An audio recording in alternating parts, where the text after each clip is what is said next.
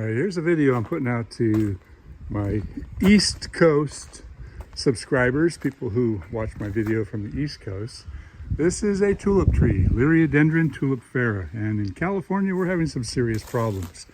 If you can note down closely here, you'll see all these little injection tubes because this tree is highly susceptible to scale.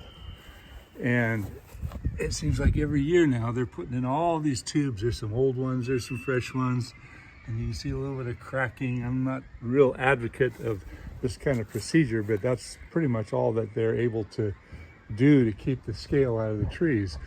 But there's also a lot of dieback. Many of these trees are just in terrible shape. So they've become kind of a wide-spreading tree, and I have been told that they are a tree that grows very tall and straight in some of the forests of the East Coast. So some of you guys out there that have more experience with native tulip trees versus the ones that have adapted to the California climate, tell me about them. What are they really like? Well, these trees are a real nuisance. When the scale gets onto them, they become a sticky, drippy mess. And I know that these little injections are not good for the tree because a lot of times I'll see cracking and drying out and problems that are associated with these little injection tubes that go on here. And here they've left all the plastic in here. And it's been done so many times now that I'm sure that there are certain areas underneath the bark that are dried out and dying back, and maybe that's also leading to some of the upper canopy dieback. So our job is to take out the majority of the big deadwood on this tree, and we have a number of other tulip trees. There's two more in the distance. They do get quite tall. You know, it's not uncommon to find a tulip tree in the 70 to 80 foot range, which is about what those two are over there.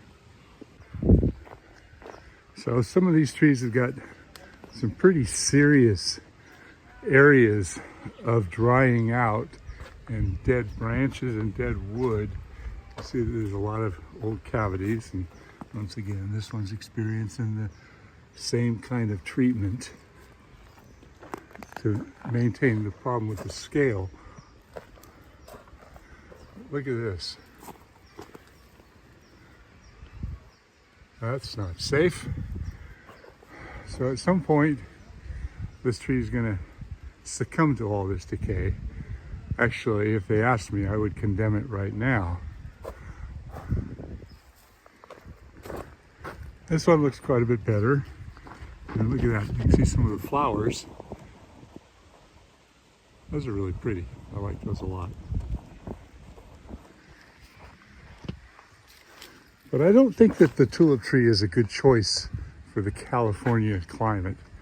You know, it's a type of tree that, if I'm not mistaken, grows better in a cold climate because it goes deciduous and dormant, and I think,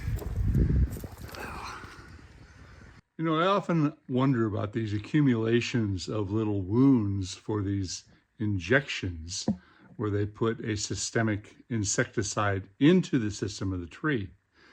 While it works and it does do a good job of minimizing the scale on these tulip trees, is the accumulation of the little wounds that are causing little bits of dieback. Are they additive in causing a shutdown in the amount of flow to the whole system of the tree? You know, because if you have them, so many of them, they create a little drying out area, and that part of the tree is no longer a smooth passageway. Now, if you talk to the companies, I'm sure they'll argue with that. They'll say, no, it's fine, they heal.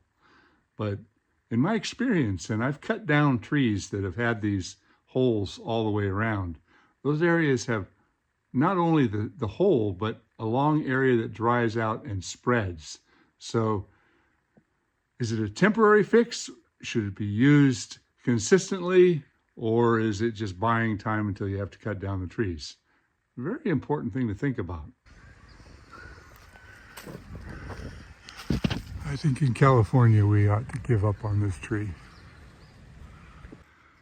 So I'm looking for any evidence of scale on here, and I just peeled off one old one, but I don't see anything that alarms me.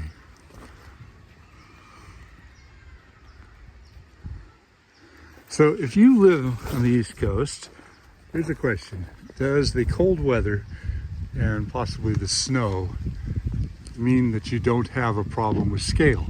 Because I don't know. I've honestly never looked at many of the trees on the East Coast of this country.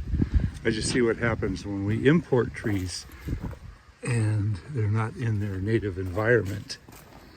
Even though this is a United States native tree, it's not native to California. And on a different subject, I saw this today. This is an olive tree, a European olive tree, and would you look at the burl on the butt of this tree? Wow, that's a bowl maker's dream come true if that ever goes down. Hey, thanks for watching.